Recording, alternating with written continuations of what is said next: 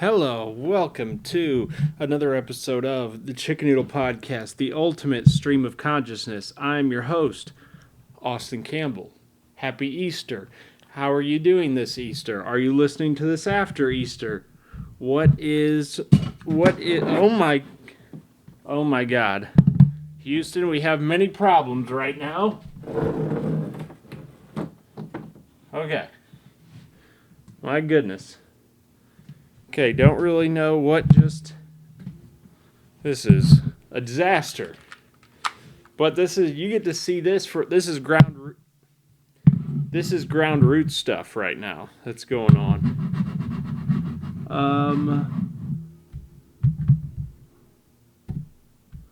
Well, I mean, this is just oh, there we go. Remind me later. Very good. Like I said, ground root stuff. I don't have some big fancy setup. You get to see it. I guess like I promised all of you, there's a new piece of artwork in here. And this is the Brian Scalabrine jersey. Everybody give it up for Brian Scalabrine. Now, if you don't know who Brian Scalabrine is, you should look him up. Because, as you can see, he's the white Mamba. Okay? He's retired now. NBA champion. Okay, so let me just start off there. My addict brain, here's my addict brain, ready? It's like, oh, I need something, to put up here. Of course it's not going to stay up here because I live with a woman, right? Anytime there is a reason why you go into a house and everything's picked out by the woman. Because if a man picks something out, it's going to go down. Or, what did we learn last week? It gets moved to the garage. So that's probably where it's going to end up going. But when I do these episodes, for right now, this is what we're going to be rocking with. Just so many updates. I just need to do a podcast and update all you want. You know what I mean? So Brian Scalabrine, he is I don't know. He was born in 1978. I'm trying to get to he played New Jersey Nets 2001 to 2005, 2005 to 2010, Boston Celtics, then the Bulls, then returned to Chicago, and antivirus. I mean, just stop with the stuff.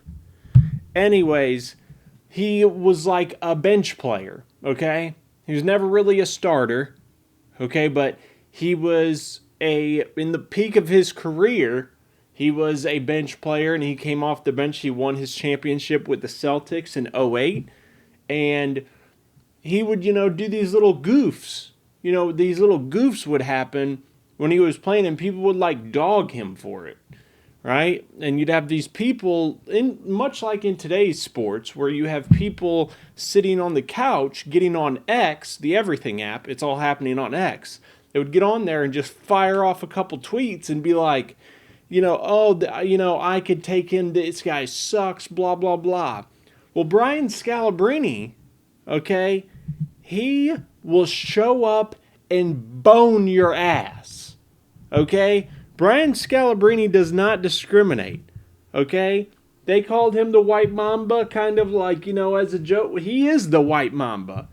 And, so, games played, let's go over his stats. Because this is very important for any of you that do know Brian Scalabrine and you think he's a bum. This is very important. Let's see. Points per game. Here's his average, right? Ready? 2.1 year by year. 2.1, 3.1, 3.5, career high 6.3, 2.9, 4.0, 1.8, championship year 1.8, 3.5, 1.5, 1.1, 1.1, 1.1. Okay, career average of 3.1 points per game.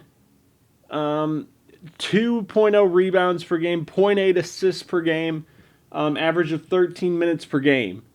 3-point percentage, 34%. Field goal, 39%. Free throws, 78%. So you might think, Austin, why in the world do you want that guy's autograph?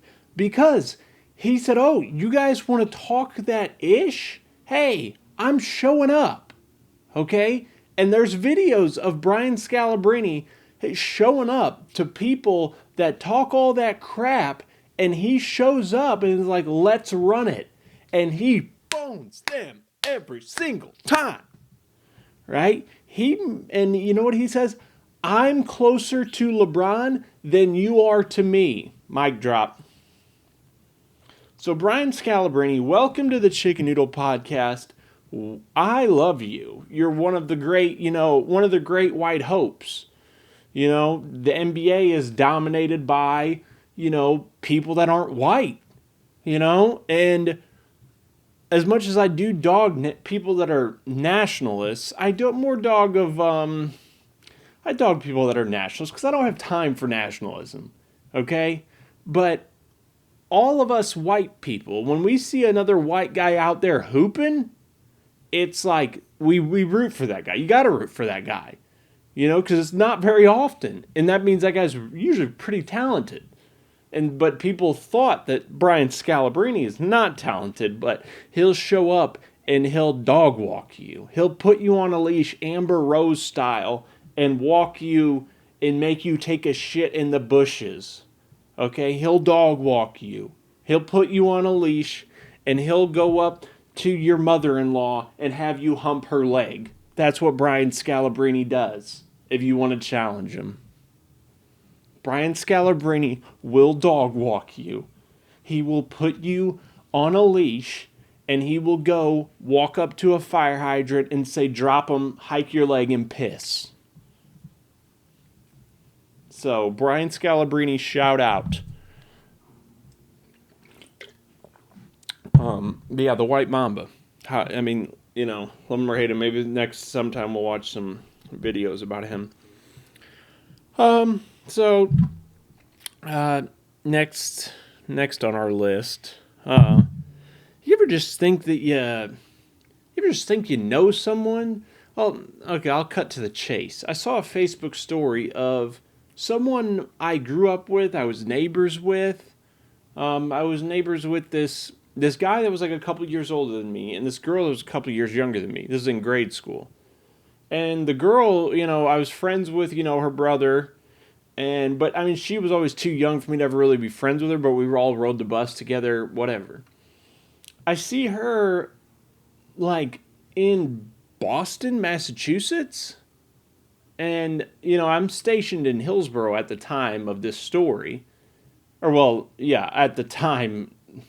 Sorry. I see her in Boston, Massachusetts. And at the time, I'm stationed where I am now, in Missouri. But I was like, that's in holding up some sign that says, I want to abort Trump. Something, or Elon, I don't know. And I was like, well, surely that's not her. That's not her. And then another thing gets shared of, a whole bunch of people, her and a whole bunch of people in Boston. I'm like, oh, she doesn't, whatever. And then I see that there was all these protests in Boston, Massachusetts of protesting, you guys know what the hell they're protesting. And I'm like, oh, wow, that's her. Oh, my gosh. This sweet little girl that I've known for a while is like, bah, yeah, yeah, yeah. That's what I picture these protests going. Someone's got a sign, and they're like, yeah, yeah, yeah. I'm like, wow, you truly just don't know what road people are going to go down. I used to wear a wristband when I was in, high school, and it said shoot your local heroin dealer. That's what it said, and I wore it all the time. Wore it proud. And wouldn't you know it, if I would have held true to that, I would have shot myself. Kind of, yeah. No hiding from your past, kids. I think about that all the time. Wow, I would wear that bracelet that said, the thing about the heroin dealer. And, I mean, not that I was a big player in that game, but, I definitely contributed, but mostly for myself. But so even though I wasn't necessarily the dealer, I was still, the junkie. Still the junkie. So yeah, you just don't know what road people are go down, and it's quite amazing. It truly is. It's quite amazing, and so and then like I want to challenge her and be like, hey, listen, like, do you remember when we rode the bus together? What? Oh, do you remember when we rode the bus together? Like, we rode the bus together, and now you're at a protest going, yeah, yeah. You know what I mean? It's just, I'm like, hey, come back down to earth. Because I always think, I see these videos of just crazy people doing crazy things, even if it's not political. I see them do crazy people doing crazy things. And I'm like, how did this person get there?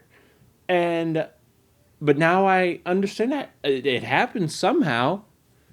And then you just think, well, if I could have a reasonable conversation with this person and be like, hey, don't defecate in the McDonald's parking lot. You know what I mean? Can we talk about how we used to sit by each other at the cafeteria in 7th grade and we would make fart sounds with our armpits? Don't you remember that?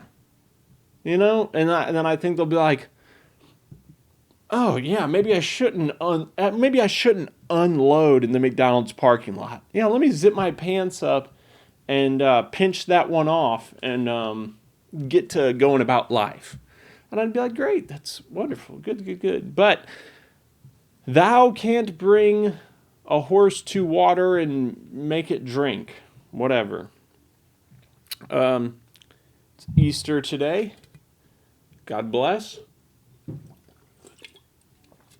And I tell you what I don't,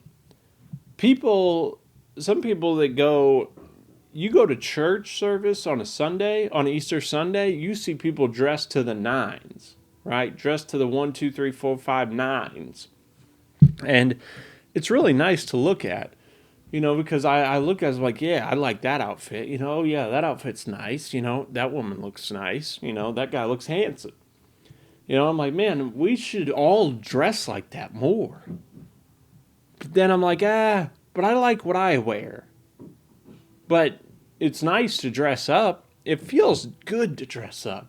What is that, like, if you just put just go under an overpass, and just pick up a bum off the street, right? Just a straight shopping cart bum, okay? And put him in a nice suit.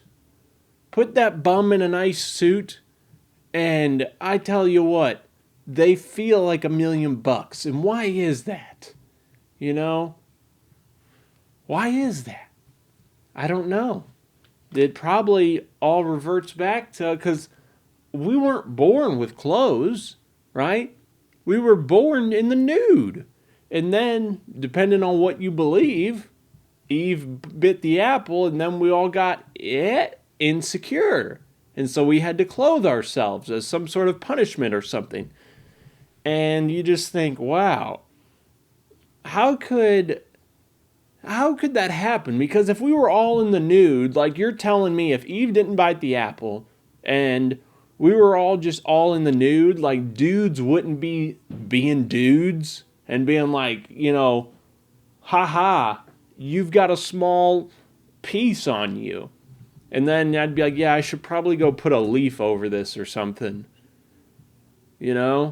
Or are they saying that, no, you would not even, if we were living in bliss like that, you wouldn't even be thinking about that. You would just more be thinking, oh, wow, life is great. Oh, yes, my penis is this size, but I don't really think about that because I am living life. And You know what I'm saying? Does anyone know what the hell I'm talking about? I don't know. I have my wife and my mother-in-law out there, and maybe I'll ask them about that. Because they're pretty in tune with religion.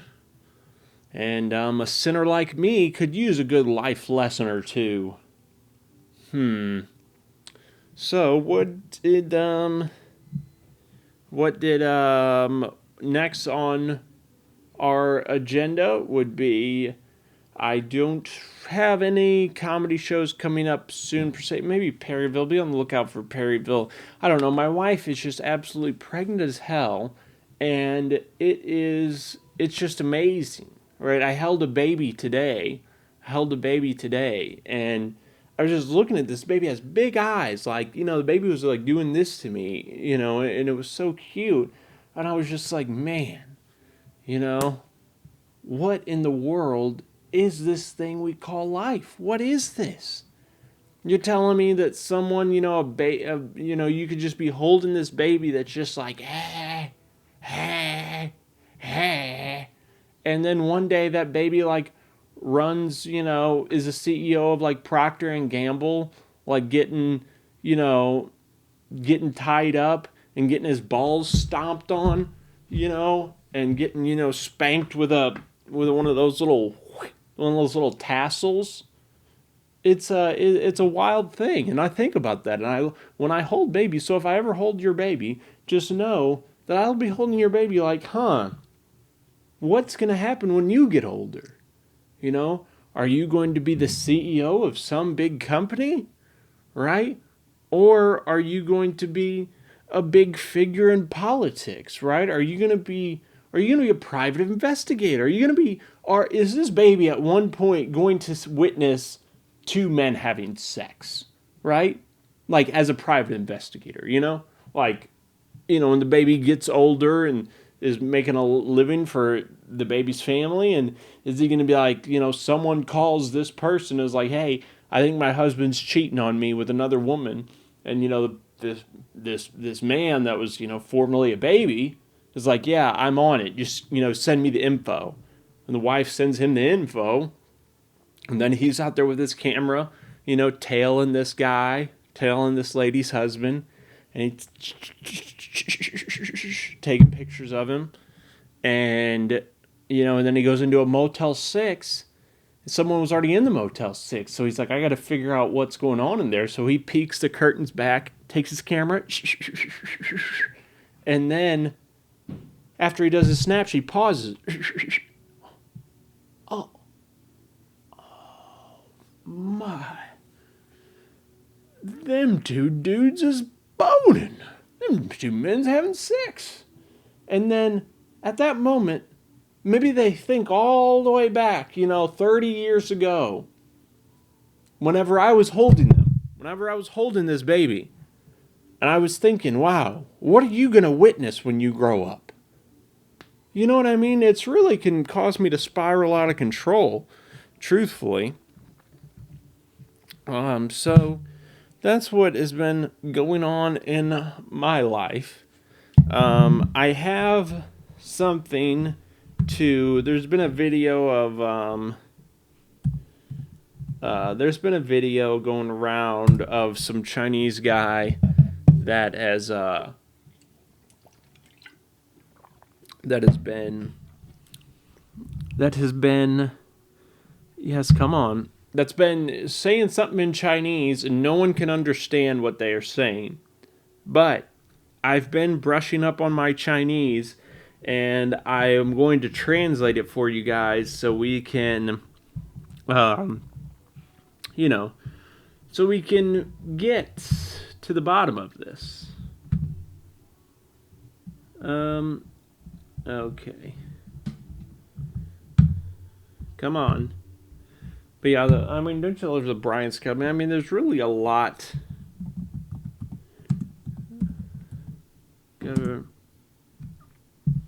I'm sorry. There's really a lot to be said about this. I cannot freaking find this on my, my thing. But yeah, so even if you don't, Brian Scalabrine was the best at his thing all through high school, all through everywhere until he got to the NBA. Then he wasn't, quote, the best anymore.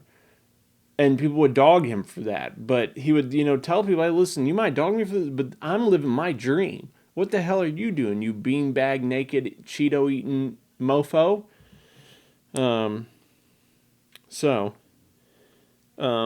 We could all use to be more like, Brian Scalabrine. So this is 54 seconds. And like I said, I'm going to translate it for you guys. So, you don't have to go through the process of trying to figure out what this guy says. I don't know why it's taking everyone so long. Okay. The Chicken Noodle Podcast. Sorry. Messed that up.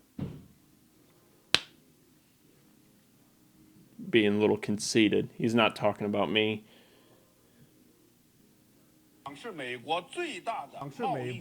In America, there are a lot of fat pigs. A lot of fat pigs. I've never seen so many fat pigs in my life.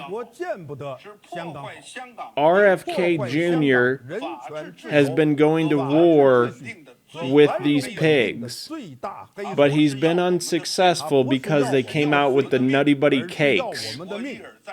He is unsuccessful against the fat pigs who are undefeated. So we might fancy cutting open an American to watch the sugar bleed out. The Chicken Noodle Podcast is the ultimate stream of consciousness, and I highly recommend you listen.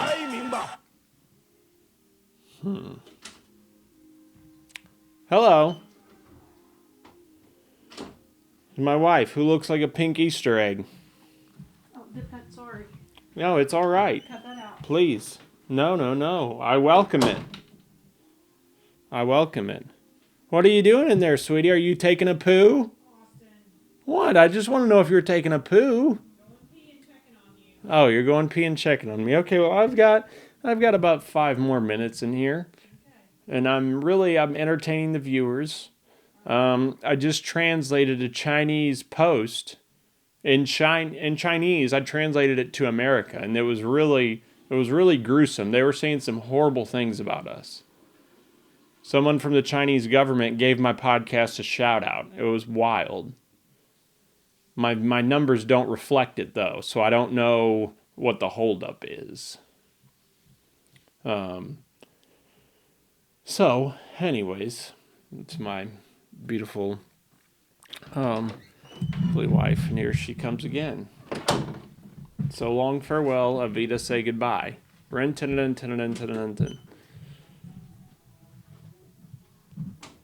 Gosh, you know what? I'm so blessed to have a wonderful wife like that. Because, could you imagine if I had a wife that was like, what the hell are you doing in here?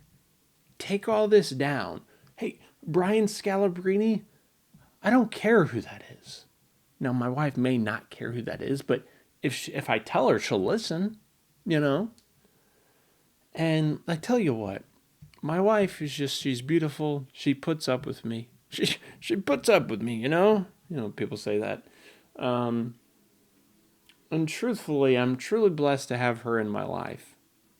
And if you try and take that from me, I'll kick your ass, And that's the funny thing about, living in a small town, right? Because Daddy's a city boy, right? Come to a small town, people don't know what to think. But this doesn't go for I'm, kind of painting with a broad brush here, right? Just because you're married doesn't mean that people won't try and take your woman. So, you always have to be on guard. Even if I have, you can have the most trust in the world in your woman, but that's not the principle of it is another man trying to come, ruffle your bush, ruffle your feathers. And you can't take that. You can't do that. You can't be some, flip-flop wearing son of a bitch. You've got to be a guy that you've got to have your boots laced up all the time, ready to stand on business, So, anyways, very blessed to have my wife. Very blessed to have my daughter in my life. Very blessed that my wife's had a healthy pregnancy so far. Very blessed to have to be able to do this stuff in comedy and all the stuff I love. Very blessed to be sober, to not be on drugs. Very blessed to, just to have such a good support system in my life. And so when we are here on Easter Sunday, looking at all of you fine, beautiful people, we must not look at beautiful people, but we must look in ourselves. We must look in ourselves. I tell you, we must look inside ourselves. And what do we see inside of ourselves? We see loneliness. We see bitterness. We see hurt. We see broken hearts. But it's not over. It's not over. If you listen to me right now, it's not over. Because if you out there have the courage to look within yourself, you have the courage to take Jesus Christ in your heart. Amen. Always wanted to go to one of those churches, the quote, black churches, they're fun. But I just still don't know what I believe.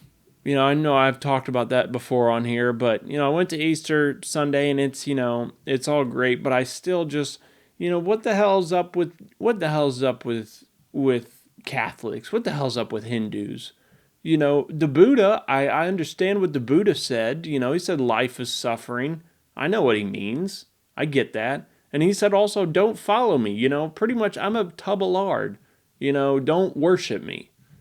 Right? Jesus had a lot of cool teachings. If everyone modeled their life after Jesus, whether you believe in him or not, although it does say he was a historical figure, no religion denies him. No, all the religions in the world, none of them deny him. So, but their interpretation of him, I guess, is all different. But if you modeled your life after him, it seems like you'd be doing all right. But I just don't know. I just don't know, because it's just the same old, same old. What happens to, to all the people in China that are, I don't believe Christianity is in China, It would more be like Christianity, Christianese. I don't know if there's any Christianese folk over there in the mainland of China. So I don't know. What do you guys know? If you want to send an email to chickennoodlepodcast@gmail.com. Would love to read and open them and respond to them on this show. And if not, that's okay too. I really appreciate you listening to my ramblings.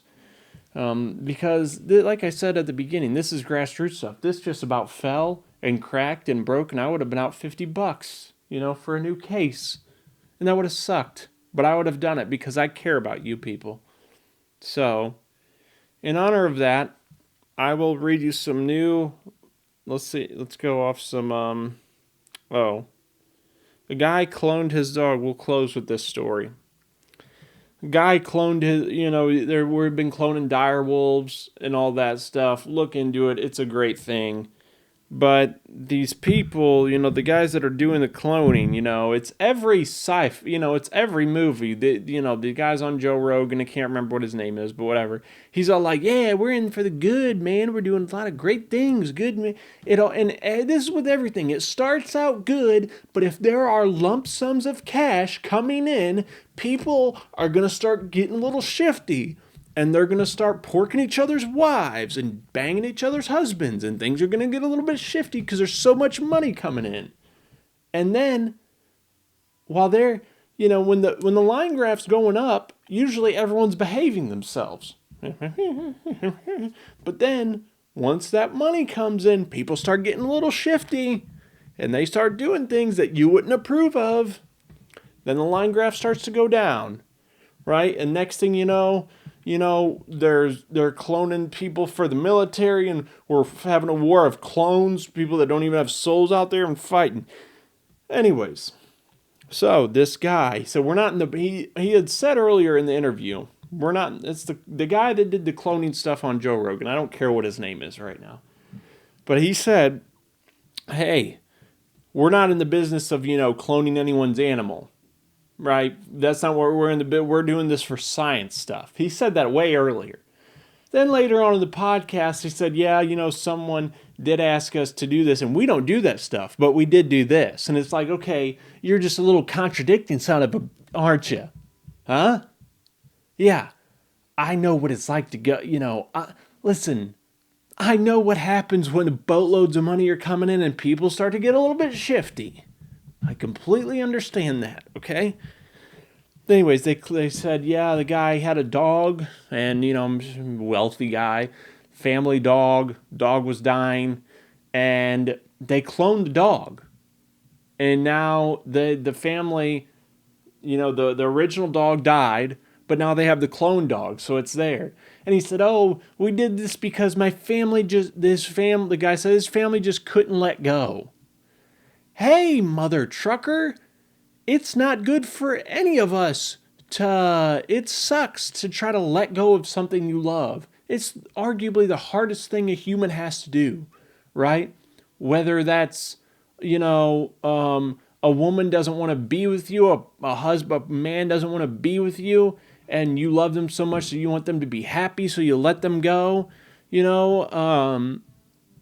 someone dying, a close relative of yours dying, you don't want them to die, you don't want to have to let them go, but you have to, because it's what makes pressure. It's what makes, and how diamonds are made? Pressure, right? And you know what happens when someone dies? Pressurize you. It's all these emotions. Bam, bam, bam. And they close in on you. And they squeeze you. And they try and break you. But if you pop out the hands and you turn into a beautiful diamond, well, by golly, that's because you're a red, white, and blue-blooded American. And you're a hard-nosed son of a bitch. So he said that, yeah, they couldn't let it go. So that's why they did it. And I'm just like, listen here, Mr. Moneybags. Do you want to raise soft-ass punks? Or do you want to raise some hard-ass motherfuckers? What do you want to do? You want to raise some soft-ass punks? Yeah, you clone that dog. Then when that one dies, you clone another one.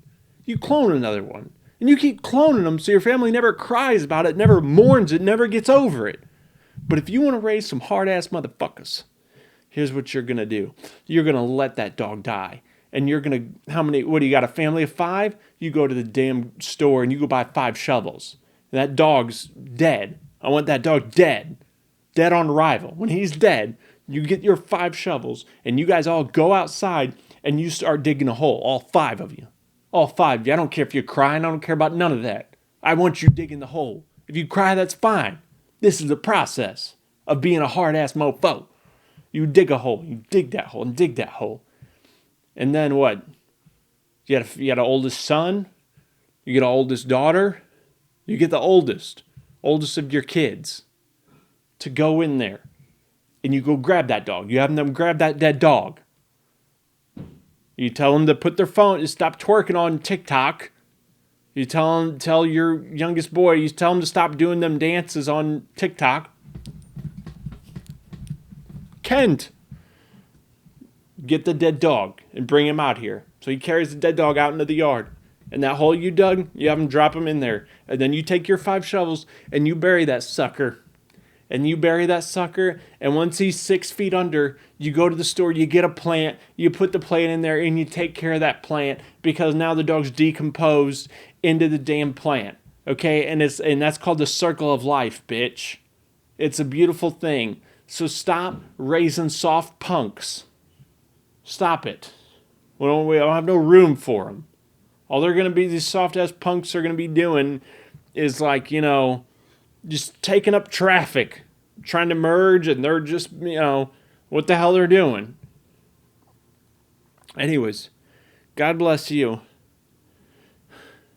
Thank you for listening. Drink Liquid Death. I am not sponsored by them, but this may be one of the best drinks ever created. God bless you. I love you.